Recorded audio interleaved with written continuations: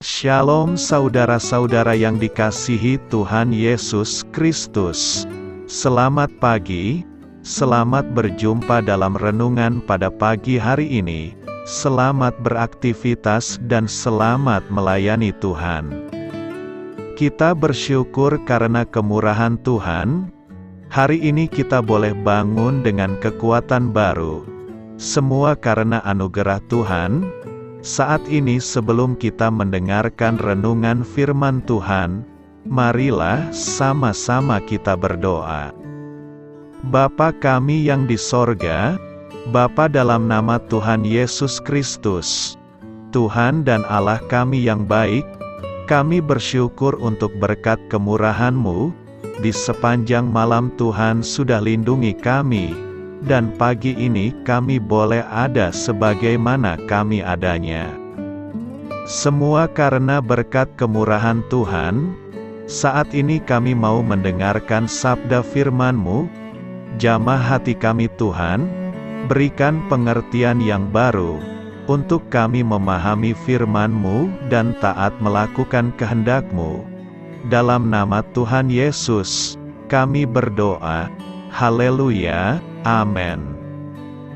Sahabat suara kasih, ayat pembacaan Alkitab kita hari ini terambil dari Efesus 1 ayat yang ke-15 sampai 20.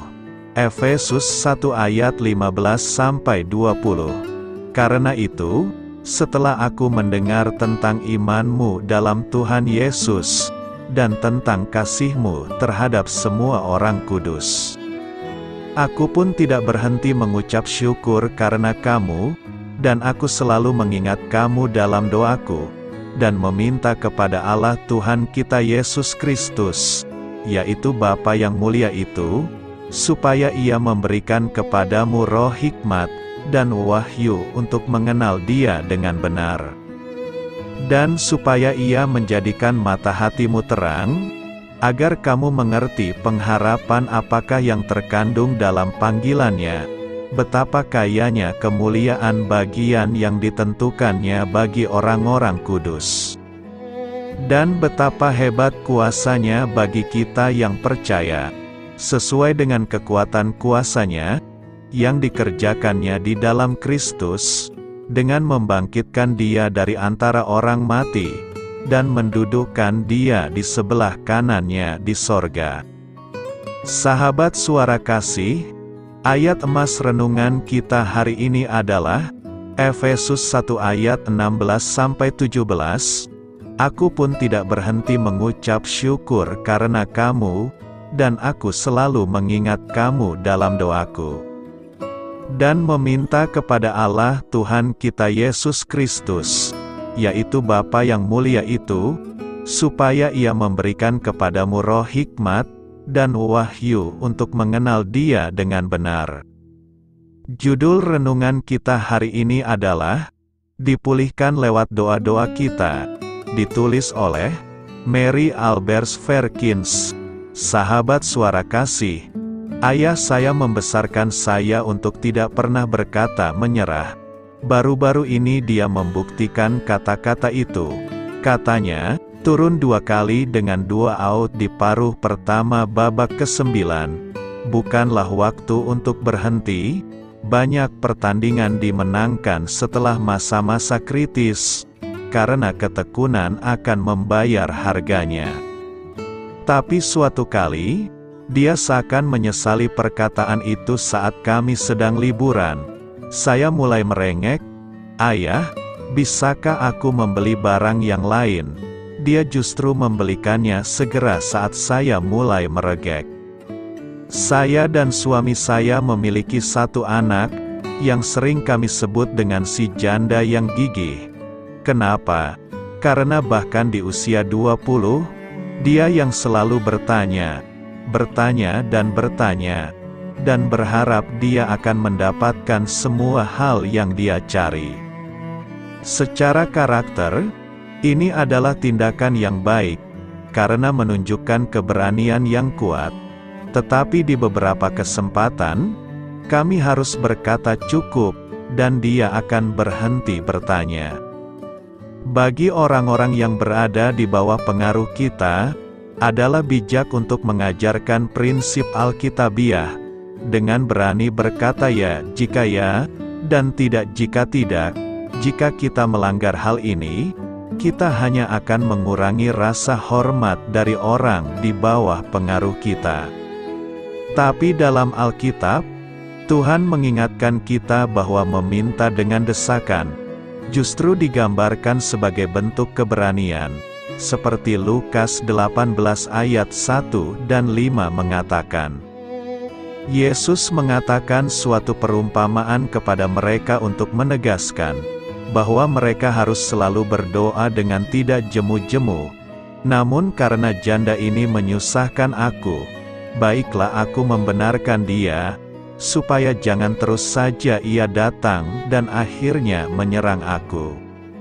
Saat kita memikul beban tertentu, saat kita mendesak keadilan, atau membutuhkan keselamatan, kebutuhan kita atau kesembuhan, kita harus terus meminta, karena Tuhan kita tidak seperti hakim yang tidak adil seperti Lukas 18, Tuhan kita mengasihi dengan sempurna. Dia sepenuhnya adil dan berjanji untuk memberikan jawaban pada waktunya. Tapi berhati-hatilah, si iblis akan mengejek doa-doa kita yang terus-menerus dengan penuh tawa, dan akan memanfaatkan saat-saat putus asa kita, selama hari-hari dan musim-musim di mana kita menunggu jawaban dari doa kita. Musuh akan bertekad untuk membungkam doa-doa kita. Jadi jangan biarkan dia melakukannya. Yesaya 62 ayat 7 berkata, "Dan janganlah biarkan dia tinggal tenang, sampai ia menegakkan Yerusalem, dan sampai ia membuatnya menjadi kemasyhuran di bumi." Untuk mengalami kehendak Tuhan atas hidup kita, kita juga dituntut untuk tidak membiarkan istirahat kepada Tuhan akan doa-doa kita. Tuhan pasti akan mendengar jika kita mendesaknya berulang kali. Sahabat Suara Kasih, selama kita mempertahankan iman yang teguh kepada Tuhan, dengan sikap memohon, ada tujuan dan kekuatan besar yang terjadi, lewat kegigihan dalam doa. Jangan pernah berhenti untuk meminta, bahkan ketika kita belum melihat apapun terjadi atas hidup kita, atau sesuatu yang kita doakan. Kegigihan ini tidak hanya akan mengubah hati kita menjadi lebih seperti Kristus, tetapi juga mereka yang kita doakan, akan bersyukur dalam hidup mereka.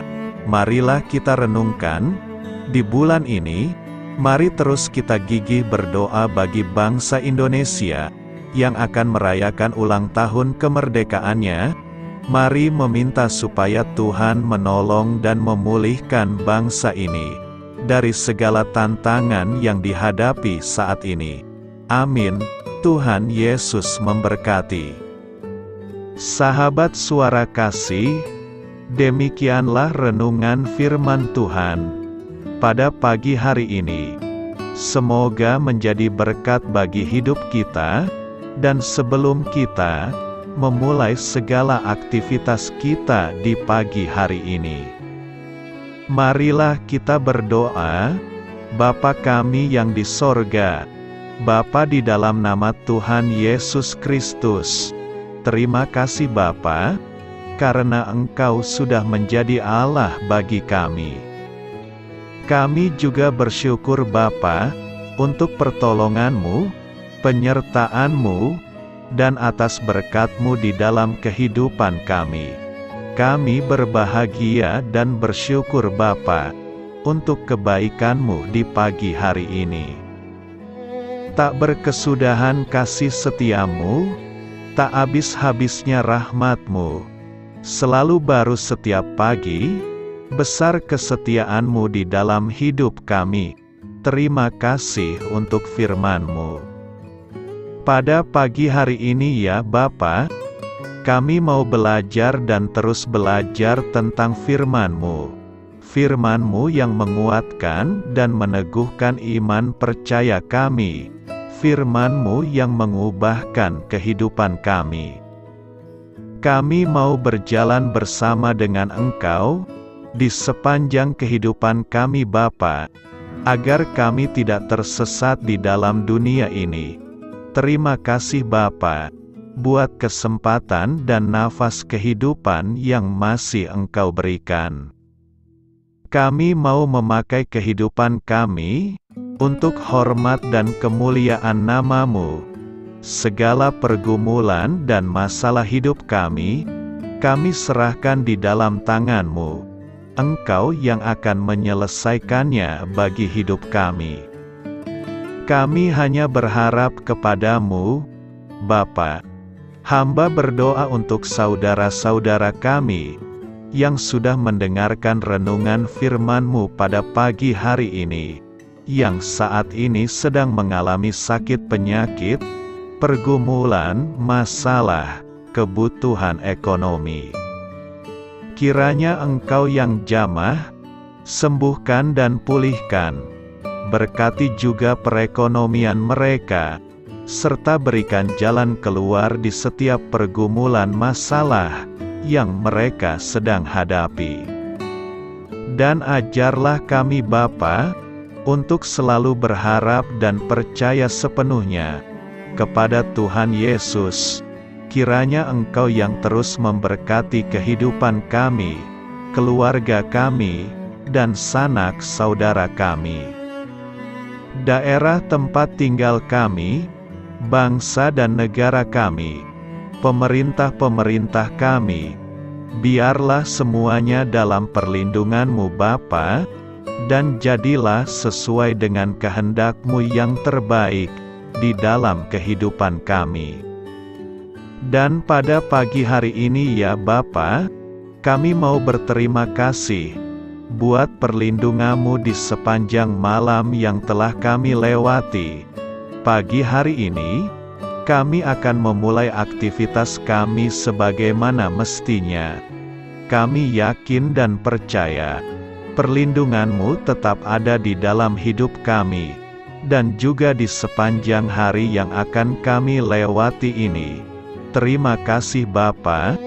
Inilah yang menjadi doa dan permohonan kami. Dalam nama Tuhan Yesus Kristus, kami berdoa. Amin.